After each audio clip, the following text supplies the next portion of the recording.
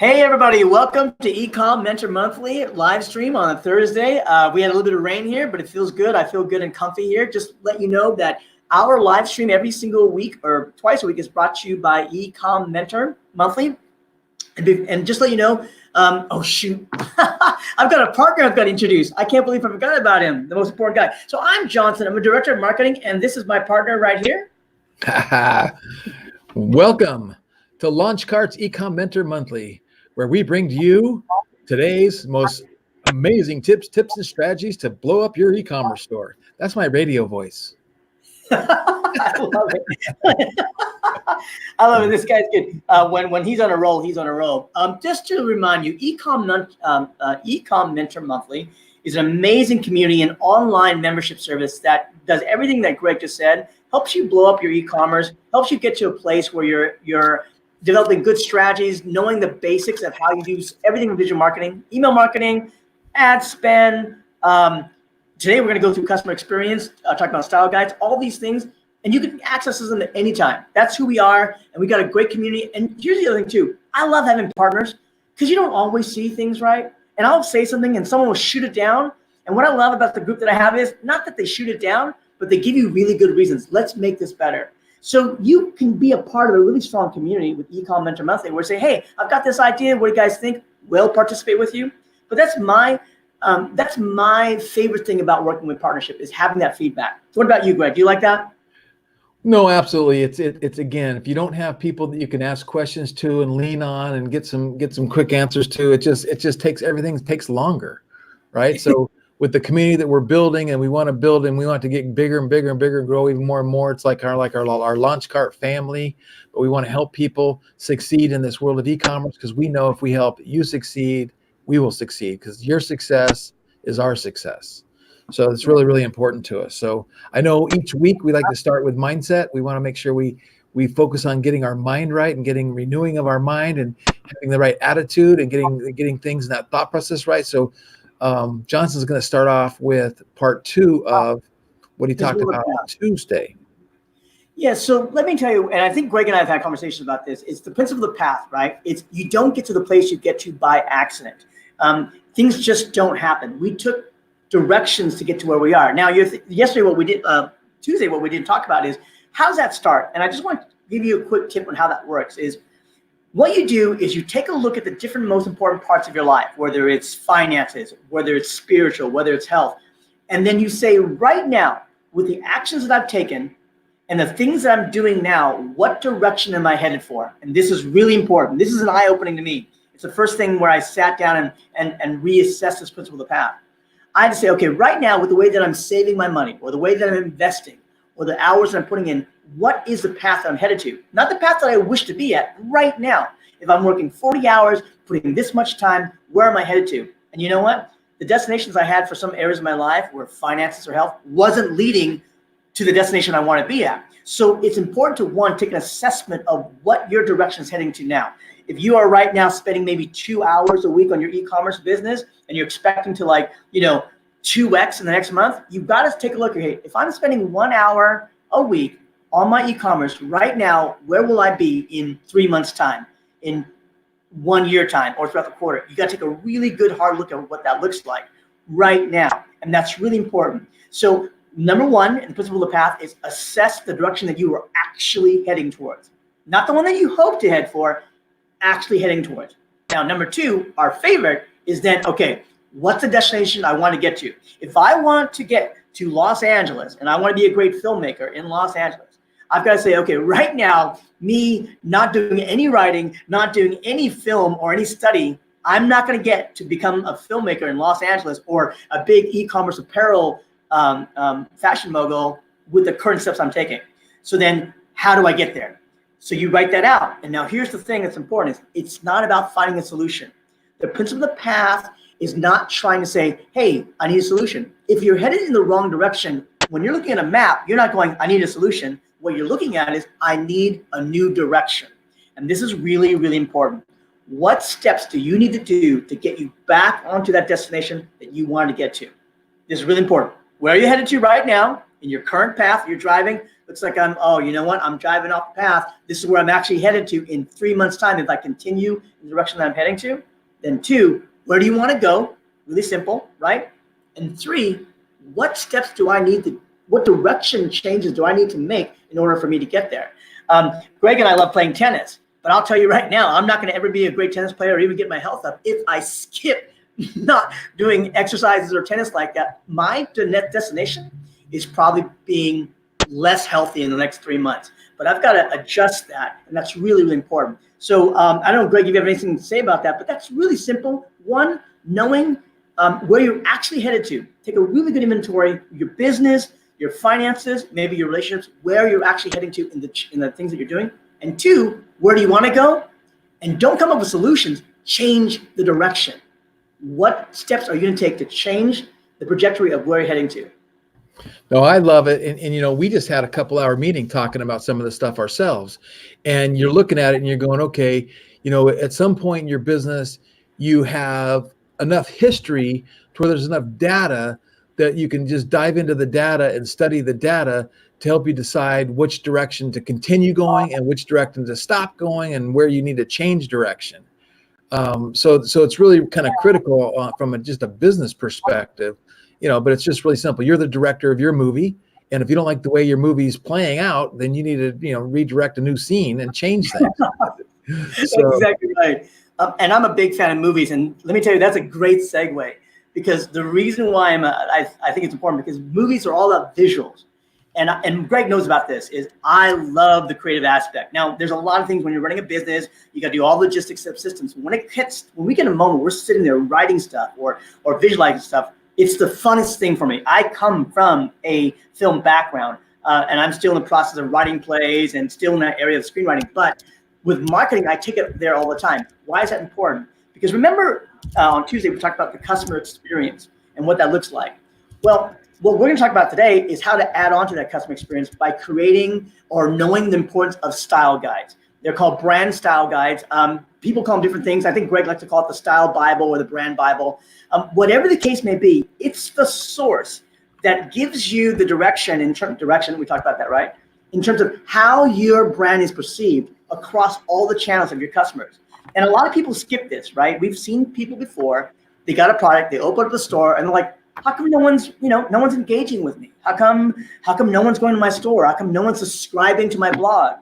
Well, we find more often than not, they don't have a cohesive story. They don't have a cohesive brand that people can relate to. If you're all over the place, no one knows where they can relate with you, especially when it comes to conversions. So what I want to talk about today, and it's going to be kind of like a quick dart. Here's some tips. Here's what we're looking at, and I'm going to go through some examples. I've got some amazing brands, some of my favorite brands, and looking at their style guides. So I want to dive into that. Before I dive into that, Greg, is there anything you want to add towards the importance of a style guide? No, I'm going to let you take that, but I do want to say this too. You know, I don't want people to get overwhelmed, because you have solopreneurs that are in our community, and you have guys that are running, you know, 7-figure and 8-figure stores. You know, hopefully we have some of those, and it's a little bit for everybody. But at minimum, you have to have some of these style guides, and you can maybe even show them with the minimalistic stuff we have for Skinny Girl or Launch Cart. Yeah, I don't know, but it's like it's just so important that you put some thought into this and nail it down, and then make sure every team, every vendor, everybody you work with has access to it, knows what it is. So take it away, Johnson. You got it. And so that's partly today's process, is we have tips to help both. You know, like for example, in the style guide, depending on how big your company is, you don't need everything, but there's some vital things you need to have. And that reminds me, we had a conversation with a client yesterday, possible client. You may know him. He's a YouTube star, influencer, whatever the case. He's done all the things. But one of the first things that Greg was talking about, hey, we got to get you a logo, and we got to get you like a little brand guide. It's one of the first things in order to distinguish himself from all the other competition. So let me go into some steps of what a style guide would have and why it's important. And you can take some of it and you can add to it. But there's some vital things. I'm gonna start with the most vital thing is, in the style guide, you should have a brand story. And that's very big, you know, flashy marketing terms to simply say, what is the mission and the vision of what your e-commerce store is gonna do? Now, everyone should have this. Everyone. I don't care if you're selling a dog leash or I don't know, vitamins, you should have a mission. What is it that you want to do? Let me tell you why if you don't. You can follow the path of those who just put a product on their store and then just start selling it, and then realizing that your engagement drops off. And the reason why this is happening is because there's nothing that a customer wants to stay with in your brand. They're engaging with you as they want the brand to be more personal. They want the brand to be more relatable. So that being said, is they want to know what you want to do. You ever been on a date? Some of you, some of us, all of us. One of the things you ask is, what do you want to do in life? Well, with a brand, what you're trying to say is, what's the purpose of your brand? Why would I buy your dog leash? I don't know why I keep saying dog leash, but why would I buy your thing over everything? Why would I buy your jeans over every other jean that's out there? So what you want to do is start with writing down a mission statement. It doesn't have to be crazy. It doesn't have to be large, but kind of know when someone asks you, hey, why'd you start your store? You need to say, here's why. Other than the fact that I just want to make money. Let me tell you why. That particular goal can only get you so far, and at the end of the day, you fall short. I'm not saying there's anything wrong with making money. We love making money, right? So that's why we're all here. But also because we love driving the idea of doing something that's impactful, something that's big, and everyone loves that as well, and they'll resonate with you. So coming up with a brand story, the number one element is coming up with a mission statement or a vision statement, or why, basically why you're doing what you're doing, okay? And what is it that you want to do in the future? Now, no one may see your mission statement as much, but if you know it and your team knows it, I promise you, it informs so much of the marketing strategies and ideas that you set forth. The next thing is this: is you've got to have in your brand style or your style guide what your target audience is. And this is really simple. Everyone should have this. And this is what I want you to do after this stream is right now, put my customer. That's all. Put my customer. And what you're going to do is just write simple words, little bullets. My customer is probably between the age of 18 and 25. My customer is probably between the age of 35 and 40. Now, let me give you some piece. You may not know. You may not know all that. But right now, with what you have, just start to get a general idea of what your audience is. As you do marketing, you're going to fine-tune what that customer looks like. In marketing, it's called the avatar, your buyer profile, or all those kind of things. But write down my customer, and then underneath that, my customer is this. If you're selling jeans, or my customer is between the age of 25 and 30, and they love watching these shows, and they love watching fashion shows, or hey, I'm selling a new a knife for cooking. My customer is this. My customer is very product savvy. Maybe my customer is not the $1 million high rich end, because your product may not be that. Write down simply what your customer looks like. I'm begging you to take the time to figure out what your customer avatar is. And let me tell you something. We spend about maybe at least 40% of our time, and Greg will reiterate this, on figuring out who our customer is. Now we have aids like Facebook Pixel, all those things to help us. But all the time we're thinking about, like, what is our customer really like? And we have this conversation across our team, across all of our different brands. And we're constantly doing that. But you got to have a general idea of who you're selling to. If you just put a product out there, I spoke with the other day with a friend of mine, he's selling vitamins. I asked him, so what kind of customers do you have? He goes, well, I don't know. I just kind of put it out there. Well, guess what? That's what his marketing looks like. His marketing looks like he doesn't know. So kind of know who your customer is. And here's the cool part. If you're wrong, switch it. Change out the definition of what your customer is. So that should be in your style guide. And I want to make one comment on that. That's kind of a really cool thing, an easy thing to do. So either ask them or survey them or try to figure out through similarweb.com, things like that. There's a website called similarweb.com. But anyway, if you can figure out what websites they go to already, what magazines they read, what associations they belong to, then through researching those magazines and those websites and how they're communicating with that audience will really help you with how you communicate and your brand strategy. So it just gives you more and more insight. And then when it comes to actually advertising and buying traffic, we also use those tools as a means to target the right people as well. And that's absolutely true. Let me tell you, there's a term that I love that Greg says. It's called gold. He says it like he'll send you an email with a link of like, hey, look at the audience comments here or whatever. But he uses the word gold a lot, and I use it with the team because it's gold, right? The more data you know about your audience, it's literally, I mean, it's gold. You can target towards them. If I'm going to sell a Ford 1996 car, my best audience is someone who's buying a 1996 Ford car. Then if it's not that, then what's close to that as possible? But that's the goal, is once you find that audience and what that is. Now that brings me to the next part. It's brand profile. And what I mean by that is, what does your company represent? What's your brand represent? Now, before you all crazy and get overwhelmed by it, I'm gonna make it very simple for you. You're gonna write my brand. And what you're gonna do is, you don't have to write these paragraphs, just start writing key adjectives of what your brand represents. It could be, my brand represents efficient, ease, convenience. My brand represents fun. And just don't write my brand represents, just put my brand and put fun. With us, we would put confidence. A lot of our brands have the word empower, so we would put empower, things like that. Just write down adjectives of what your brand represents. And this is really important. You can tell the difference between someone that's doing really good in terms of marketing their brand as opposed to someone that's not, because they don't have these things down. So write down your brand profile, giving some target adjectives on what that looks like. Look at this, by the magic of technology. Come in. Anyway, I'm just going to come in. So it's interesting. He's talking about this because I just got introduced to a lady by the name of Lindsay Shearer. That girl I told you I talked to about, and she emailed me this, and I printed it right before this out, not knowing awesome. This is what you were going to go over today. So it's like your branding worksheet, you know, what they like to do, where do they like to shop, what do they read online? Greg, can we upload that to our members? Yeah, sure. Yeah, we're gonna PDF this and upload it to them. I love that. We always get value here.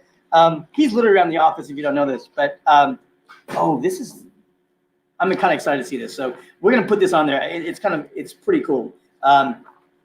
So that being said, is now you've got your branding profile, and now your core values. Now, this is something that you don't have to get into right away.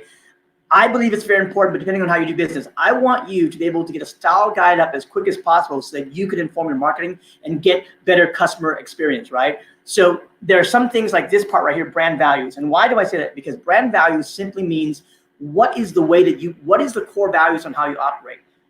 The reason why this is not something that you need to have right away is sometimes you figure it out as with a team. And if you do have it right away, it's better. Just so you know, if you have it right away, it's better. If you don't have that time, I get it. Right now with our company, we're implementing new values that the whole entire team can get around, because we know that's important in that working space. One of the things that we talked about was making it better. And so I just want to let you know that if you take the time to say, what's my operating core values? One of Greg's favorite core values that we implement here is called transparency and relationships. It's really important. So with all of our clients and everything that we try to do with our customers, we try to extend our brand to have a customer relationship with them. So this is kind of important in doing that. Now here's the other meat and potatoes. This is what you're looking for, right? Logo. That should be in your style guide. And if you don't have a logo yet, we're going to give you some resources at the end of this link to find ways to get logo. Not everyone's a graphic designer. I'm not a graphic designer. I mean, I know a little bit. Greg knows a little bit. We all know a little bit. But at the end of the day, there's some really great people out there that are really good logo designers. And some of them are really expensive. But here's the cool part about digital marketing and digital resources. Some of them are not. That means you can get access to a really high quality logo for maybe $5 on Fiverr, 99 designs. For $100, you can get like, I think 99 different designs. But here's the thing is, you've got to have a logo. And some people call it a logo and an icon, but you got to have a logo. Without a logo, there's no distinguishing mark on digital marketing that you have. With us, as we walk around, our faces, our logo, right? We walk around, hey, that's Johnson, that's Greg. But in digital marketing, when it comes to brands, and so many brands, so many people selling utensils, so many people selling services, you've got to have a logo that they can remember. Oh yeah, that's Skinny Girl, or hey, that's Ford. And as you do that more and more, you'll see that you'll have brand recognition. That means without even saying a word, if your brand has this logo and has all this association with it, they'll immediately look at that logo and go like, oh yeah, that's that brand that has like really cool value, whatever that case may be. So you got to have a logo. Now let me give you some steps on what that logo should look like in a proper style guide. Some of you, when you have a logo, that's all you do. You say, here's a logo, that's done. Let me tell you why that might be a little bit hard. Because your logo is going to look in a certain way depending on the marketing channels that you use. So what you want to do, and this, by the way, you can actually get this. If you get go to Fiverr, they will literally put your logo on different platforms and channels. I'm getting ahead of myself, and what I mean by that is you got to know what your logo might look like on different platforms. You don't have to have all of them, but what we love is in our style guide, we have our Skinny Girl logo for this one brand, Skinny Girl, and what it looks like on several different types of pages with a blue background, with a red background. But even more importantly, what does your logo look like on an Instagram story? What does your logo look like on an email? What does your logo look like on Facebook ads? One of the problems we had with one of our brands was the logo was so tiny on mobile phones. We had to switch that. It was one of the things I remember, one of the first challenges that Greg told me when I came here was, hey, this logo on a mobile phone, I can't even see it. And he's absolutely right. That means you've got to be able to have just a simple style guide that says, this is what my logo should look like on mobile when it's looking at Instagram. This is what my logo should look like on Facebook. Now, you don't have to come up with it, but what's cool is if you get an outside contractor with Fiverr, and we're going to give you these links at the end of it, they can. You can say, hey, give me about 5 different looks for my logo and what it will look like different depending on what platform. So have a logo. With a logo, have the different platforms on which your logo would look like. Really important. Now, here's the other favorite part, the colors. I have friends that all they love to do when it comes to style guide is look at the color combinations, and there's color theories and all kinds of stuff. Can I tell you one of the best ways to start? Choose your favorite color. It's that simple. Like, you don't have to have this big committee and team. I went to UCLA, and I just got an email from the Alumni Association. They spent over $150,000, and I don't know if Greg can hear this, but $150,000 to choose 3 colors. For me, my alumni money is going into choosing 3 colors. At the end of the day, I could pay someone $6 on Fiverr to come up with a nice color combination. You can too. And if you're not into colors, you still need to get colors. So go to someone that can do it. And I'm telling you right now, the resources out there are vast in terms of getting that done. But you know how I do it? I Google color palettes, and you just Google color palettes for this kind of segment. There's just so much information. The Wizard of Oz, Google, the Wizard of Oz knows everything. And because I don't know that kind of stuff, but then when you see it put together, you go, oh yeah, that color works good with that color, works good with that color. Let's not complicate this. This is the color palette I want, and tell your graphic people to go with that. Exactly. But I want that money. How do I get that money? How do I choose colors and get that kind of money? I know. So they actually hired a firm. They actually hired a firm to do this, and I got the email. But the point is, this is if you look at it that way, but you can also look this way: is that you can literally there's some logos that exist today that didn't cost that much. Apple being one of them. You know, famous Apple. I think they bought the entire logo for I think $2,000 or something like that. And someone online can correct me, but colors and logos definitely in your style guide. And I'm gonna get to another important part, but the next thing is taglines. Come up now. Like I said, there's tons of resources. Google the Wizard. Greg will if you ever ask Greg for an answer, he'll say Google it. It's one of the most amazing things, and you forget. Oh yeah, I forgot we can Google it. Find something. You can write it up yourself, which is totally fine. Write something that resonates with your brand. If you're selling, let's say you're selling a brand new cookware utensils, come up with a simple logo or a tagline that simply says like kitchenware at ease, something like that, or kitchenware convenience to find, things like that. And you can play with it, but at the end of the day, you can actually pay someone to do it, and it's not going to cost you more than maybe $5, or you can do it for free and spy and see what people are using. But have a tagline and slogans of what you want for your brand. All of this that we're saying seems like it's extra work. You can literally get this done in like 2 days, 1 day, and all of a sudden your brand gets elevated to a place where customers are saying like, wow, these guys aren't just a bunch of drop shippers, which I get all the time. Like they just put a product up, and by the way, there's a lot of money in it. At the end of the day, though, the ones that have consistent brands are the ones who have a really good logo and brand identity. Now, here is the final thing. Well, 2 more things, but the do's and don'ts. So I've seen hundreds of style guides, and the style guides that are really, really well done and that have really proper information from the big brands have another section that people think about is the do's and don'ts. What they simply do is, hey, here are my color combinations. Here's what my logo looks like. Here's what it has to look like when you do this. And here's ways that I don't want my logo to look like.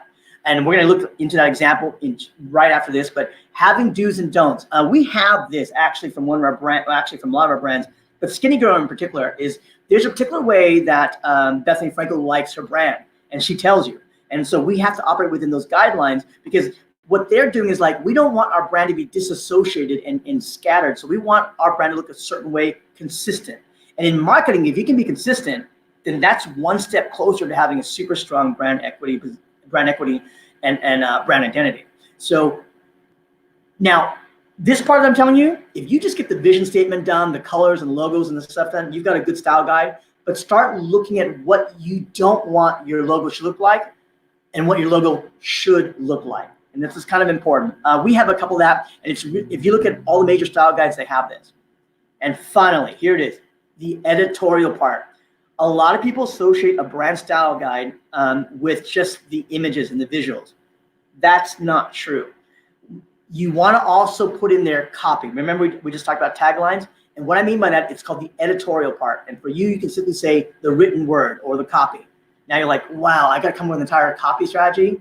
It's simple. Let me break it down to 3 simple things. And the reason why I say it's simple, because we do this all the time with the products that we buy. You'll see. In your editorial part, you're just going to simply talk about 3 things. What to say about your brand. What to say. What do I say about this? If someone asks me about a movie or something I like, I know what I'm going to say about that movie. What do you want to say about your brand? 2 is, how do you want to say it? For example, I want to talk about, I just saw a movie called Ford versus Ferrari and Midway. These movies are amazing. What I would say about that is epic, awesome, how do I say, inspirational, all these type of things. And I would want to make sure that my copy sounds that way. So how do I want to say it? And then finally, really easy, how do you not want to say it? Well, we have a lot of clients that are celebrities. There's definitely ways in which they don't want their copy to be written. They don't want you to use too many emojis. They don't want you to come off too salesy. Or sometimes we have a Ford account, and there's certain things that they don't want to say. They didn't want to use the word book. It's actually a collection. So they want to use the word collection. This is really important. So in your editorial, what do you want to say? How do you want to say it? And how do you not want to say it? It's a pretty easy breakdown. And with that being said, if there's no questions on the comments so far, let me go into some examples. And one of the first ones I want to do, and I'm going to share my screen right now, is one of my favorite brands that went through a lot of hardships and finally found its space, and maybe you'll recognize it, is Spotify. I like Spotify. Now, I know there's just some problems with it, but the style guide is one of the most simple style guides that you'll ever find. And I'm going to go through it. Let me make sure that I'm on the right page for the style guide.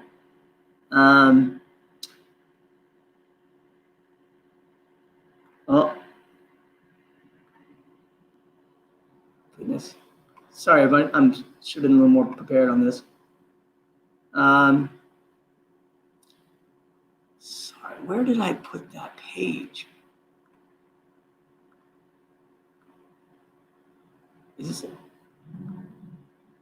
Okay, here it is. I'm so sorry about that, guys. Okay, now take a look at this. Immediately, they have the logo, Spotify, and they've got this thing called the icon. You've seen it before, right? The 3 curved lines and the green circle. That's their icon. And look at this. Here's what they did. They show you, here's what our icon looks like on white, with green on white. And then the other colors that they have is black and white. That's what it looks like there. Pretty simple, right? The reason why is they don't want to have any confusion on how they want their brand to be used. And actually here at the bottom, they'll go, the black logo should be used on light colored backgrounds. The white logo should be used on dark colored backgrounds. Pretty simple, right?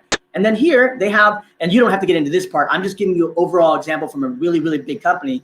They show you the spacing on how their logo should look, okay? So that's that. And then the other thing is the minimum size. They want you to know when we use these, this is the minimum size it has to be. Here's the larger size it has to be. And this is what I talked about, logo misusage. Look at this. They have 9 different ways that they do not want their logo shown. No, do not use a stacked version of it. Don't use a gradient. Don't make the logo rotate. Look at this one here. Do not outline the creative logo. No, we don't want this. Don't make the logo too skinny. All these things here is the no portion of what the logo looks like. And let me tell you real quick why that's important as well, other than having a unified brand message. You're going to have an opportunity when you scale to have a team or have other people and contractors that work and do the visual creatives for you. When you have a style guide, you do not need to sit down for 3-4 hours to go through your entire branding and style guide. You can give them the style guide. You can say, here's the style guide, use it this way. Hey, you're gonna do my ads? Here's the way I want my ads to be done. No problem. And that's a really convenient thing about the style guide. Here's the other thing, of course, our colors. Pretty simple, right, guys? They have 3 colors. That's why Greg was saying, hey, go to Google, find that out. You don't have to be complicated on your color palette. They do green, white, and black. Really simple. And for some of you out there who are really in depth, they actually have the RGB number as well as the CMYK. So the reason why is that when you give it to a graphic designer, you can get the exact color that you want. And here's the other part, rules with colors. They say, yes, yes, no, no, this is what we want to do. We don't want to mix these particular colors. We want lifestyle images for our colors. And then here is their editorial for the use of their content. This is how we want our content to be. Pretty simple, right? They have things like how their widgets, what it looks like, restrictions on what their logo looks like. That's it. That is literally, let me go and clear off my screen. That is literally all they do. That is literally what they do for their style guide. And I want to compare that right now with another style guide that I know that you've all seen before. And let me add that to you guys. I know you know the brand. The moment you'll see it, here it comes. I'll show you the brand. I promise you, some of you have gone there 1,000 times and you won't admit that you. I don't know if Greg is into it or not, but I love him. I'm a fan of McDonald's. So that's McDonald's for you right there. Look at this. That's a complicated, a big company, but they do the same thing. This is the way that we want our logo to look like. Here's what it looks like in different backgrounds. But here's the cool thing. It's pretty comprehensive, their logo. What they'll do is they will show you what their logo looks like in terms of where the placement is. It might be a sign, it might be an ad, but it's pretty comprehensive on how they use it on their boxes. Remember the little kids meal, what their kids meal should look like? They go through it, and let me tell you something, they're a franchise, so it is vital for them to have a style guide. Why? Because every single franchise is marketing on its own. That's one, McDonald's, and the other one I want to show you is something more close to home. And it's actually, another one of my favorites here is, let me see here. I've got to figure out a way to have another screen here. I think that will make me better. But here it is, Urban Outfitters. These guys, their brand guide kills. But the thing is, of course, they've got a lot of graphic designers and stuff. Their brand guide starts out with everything from, let me go back here to what I was showing to you, is they show you here is the brand guidelines, right? And then they'll give you a couple pictures. And this is kind of interesting because what they're doing is here's some lifestyle example pictures of what we like that's associated with their brand. So sometimes you don't have a word or adjective, you can put a picture, that's really important. And then they go into, for example, the way that their brand looks like or the logo looks like in different examples. You can look on the left and the right. And then what's kind of interesting is they show you things in terms of when you're advertising, giving discount deals, how it should look like, what it shouldn't look like. When you give a discount deal, what's the wording that you use? And let me tell you, that's amazing to me because we love giving value to our customers. And so we do discount deals all the time. So here's the cool part is this is, and I'm gonna go ahead and kill my screen here for just a second. I'm gonna put in the comments here where you can actually get these style guides. I've been to this site thousands of times before to get inspiration, and I'll put in the comment here is you can, and here is the big kicker, saying that Google's the wizard, Greg. There are style guides out there already made. Tons of style guides that are out there already made. You don't have to reinvent the wheel. You could find out, look at these style guides, see how they're done, and then you can come up with your own ideas of what you want to do with it. That's it.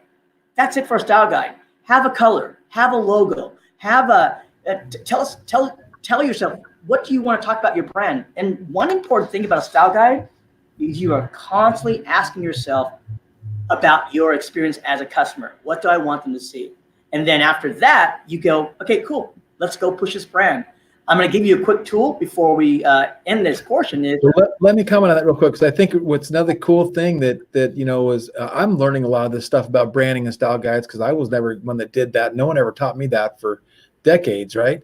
So, but what's really cool is, let's say you're starting a new business and you're starting your new brand, and we're working with a guy named Emmanuel Kelly to help him do that. By going and looking at other style guides and other brand books and other brand DNA Bibles, whatever you want to call them, it really kind of gives you some inspiration on what you want for yours. Go, oh, I get it. I want mine to look like this. And that Johnson didn't use this word, but I've heard this word called a mood book, where they take the pictures and the lifestyle pictures and they start to build part of your style guide as a mood book of how you want the lifestyle images to seem, right? Is that racy? Is that sporty? Is that adventurous? Is that, soft and somber? What is that mood bar? What is that mood board? So it's all part of it. So if you're out there and you're thinking to yourself, what should I do? I'm starting a new business. Use it for inspiration. If you want to tune up your existing business and try to take things to the next level, do it as well. It's just a great, great idea. No, it's great. And let me tell you, it's one of the funnest part about your company. When you're running your e-commerce brand, it's one of the funnest parts. And we we love it. We end up talking for so long. And so it's really important. There's a lot of resources out there. I want to show you one of my favorite resources. I was actually on a call earlier today with on a webinar actually regarding optimizing Facebook ads, Instagram ads, and they all gave the same tool. They had 3 different speakers, and here it is. It's my favorite tool. By far, it's my favorite tool. And I'm going to share my screen. I think I have it queued up properly now, and I'm going to show you it. Here it is. You all guess? I've talked about it almost all the time. Canva. Canva is amazing. Here's why. So I don't know if you know anything about the company so far, but they decided to try and make a platform where there was a bunch of people that almost 5 years ago that didn't know Photoshop, starting businesses. Digital online marketing was starting just to really begin into its big bubble. And they wanted a way for you to be able to create amazing designs. So they are continually moving on that, where the non-graphic designer can create great creatives, whether it's an ad, whether it's a picture for your blog post, or whatever the case may be. But let me show you something that's really interesting. If you go here into Canva, look at this, brand guidelines presentations. They literally have templates. I mean, they literally have templates that you can use right now ahead of time. And here you go. You can look and say, okay, which of these brand guidelines? Let's see here. I'm going to go and try. Okay, let's look this one. Maybe this fits my color palette. You click on it, and then when you click on it, it's a little bit slow here. Hopefully it'll pop up here in just a few seconds. Here you go. It gives you going through it page by page. So all you're literally doing is filling in the content. Now you can actually even change the colors. You can change the colors of what the background looks like. But what's cool, and you can see over here, the hundreds of brand guidelines already pre-made, and all they want you to do is you just fill it in with your content. Now, this here, for an investment of $12 a month, is absolutely worth it. It's absolutely worth it. Look at this. It's done for you. Look at this. I love this checkered pattern for branding factors. Look at, we talked about this. Brand identity, target demographic. We didn't do competitors, but you can do that as well. Company values. It's all laid out for you. You're literally just going to go in there and type out the things that you want to say in that brand guide. How cool is that? So that's the biggest tip, talking about a better customer experience, talking about what branding looks like at the general level when you're starting out, the importance of what branding is, and how easy it is for you to start this, and the benefits consistent-wise over a period of time for you to have a brand that's engaging. I promise you, if you take time to work on these things, you will up your conversions, you will up your engagements, whatever it is that you're working for, whether it's your e-commerce business or online organization, you'll help with all these areas. You'll help with all these things. So there's that, and there's also with Canva. And so before going, any questions? Let me make sure I'm not missing any questions out here. There were a few that was sent to me. Okay, yeah. So Canva costs about $13 a month, and there's a free version. I mean, there's so much for free. Just to let you know, if you want to try it out, you can literally sign up, do the free thing. And they're so good at giving value that you definitely will start signing up for $13 a month, especially when it costs, I don't know if Greg's ever done this, it costs about maybe $40, $80 an hour just for a graphic designer, and you can get on it and just jump on Canva and create an ad ahead of time. It's really great stuff. So that's the entire thing for today's stream. Before you go, I want to remind you again what Ecom Mentor Monthly is. It's an amazing community, amazing membership that allows you to have all the resources, a lot of resources on scaling up your e-commerce business, having questions that you might have, getting answered to. We love that engagement. And one of the things that Ecom Mentor Monthly came out of was we knew all these people starting out with businesses and how many questions that they had and how many people didn't know what the sequencing of things were. Well, you can join and take a look at what that looks like. So if you take a look here, and I'm going to share my screen, and I will go to it immediately here, I'll go to launchcart.com. Oh, there it is. And right here, where it says education, you click on this little button right here, preview content, and this is what it is right here. You can see a description of the offerings that we have. We've got live interviews coming up. We actually have some really great experts at Facebook ads, other things in terms of e-commerce marketing that we have lined up that are excited to be a part of this, that you're going to be able to be a part of and also ask questions as well. And then we do replays of them. Then you've got all things here like conversion tactics, Facebook ads, all this for $97 a month. That's it. For $97 a month, you can be a part of all those things. And you can actually get to go in and check out what that looks like. But for right now, we're giving you a really great deal. For the next 2 weeks, you can pay $1. Pay $1, have full access to the entire site, and see if you like it. And if you like it, then you can go and subscribe for the whole $97. But I got to tell you what we believe strongly is you have to invest. Nothing in life is free. And here's what we do know. The value that you put in something is almost equal to the amount of resources that you put into it. That means if you say something is really, really important to me and you've spent no time in it and you spend no money in it, then it's not really, really important. So the more value equates to the amount of money and resource that you spend into it. Now, we're not just saying throwing money just at the wall and just making something stick, but you've got to put some skin in the game. And for us, we believe that $97 is more than, just go to the site, more than enough, more than the value, more than reasonable for the value that you get for the membership. And for right now, we're even giving it to you for $1. So that's where we are with our Ecom Mentor Monthly stream that we have going on today. I want to remind you that as we go into the Black Friday, Cyber Monday holiday seasons, it can get overwhelming. And it's kind of important to remember your goals and where you are. And before I go, and I got to tell you, can I just take a moment and be transparent since we're going to Thanksgiving? I'm so thankful.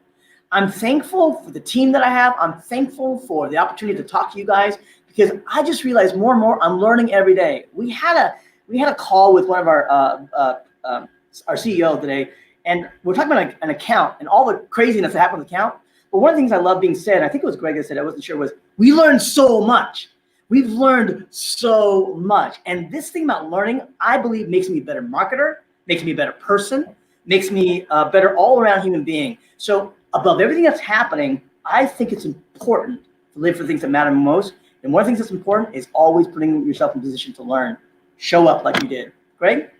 No, that's very good. And you know what? That's it makes you more valuable, right? So I always talk to children and teenagers and kids going, the more you learn, the more valuable you are to the marketplace, right? So it's always about learning. And that's kind of what we're doing here. If you've enjoyed this training, enjoyed what we're doing, you know, we want to continue to help you. It's a $1 trial to get in. You can have access to the little mini courses that we've created, the templates. We're going to continue to add value. This is going to be the most ultimate e-commerce vault you've ever seen a year from now. And you can get in for a measly $97 a month. Where can you go to school, get this kind of education, this kind of training, this kind of support for $97 a month? You can't. I mean, there's obviously different communities online, different places online where you can get help and do that. And we hope that you want to choose us and you can kind of go along with the ride with this with LaunchCart. And again, one of the things we believe is that you speak things into being and you dream and you vision things. We are working on building LaunchCart into a multi-billion-dollar company that's going to serve millions and millions of customers. And you're here as one of the first people. Like you're listening to this, you're one of the very first people. So you're going to watch us go on this ride. You're going to watch what we do. You're going to watch when we stumble. You're going to watch when we succeed. And you're going to see us come out at the end of this victorious because that's we are doers. We're going to make this thing happen. And we're going to keep fighting until the end. And we'd like to have you aboard with us. And again, your success is our success. If you don't have success, we don't have success. And again, I was going to say this when you're talking about learning. You know, some people might call me a guru. I don't think of myself as a guru. I just think of myself as a guy who's learning, and I'm just sharing what I'm learning with you and sharing the mistakes we've had with you and sharing what we've, how to speed this stuff up. And I'm constantly learning. So with that being said, I want to say thank you. Happy holidays. Merry Christmas. Thanksgiving's coming up. I'm also grateful for our team and what we're doing, and Johnson in particular. So I want to say thank you. And you just got to do what I do. You got to wake up every day with an attitude of gratitude and tell somebody you love them. Come on. All right. We'll see you guys next week. Take care. All right. Bye-bye.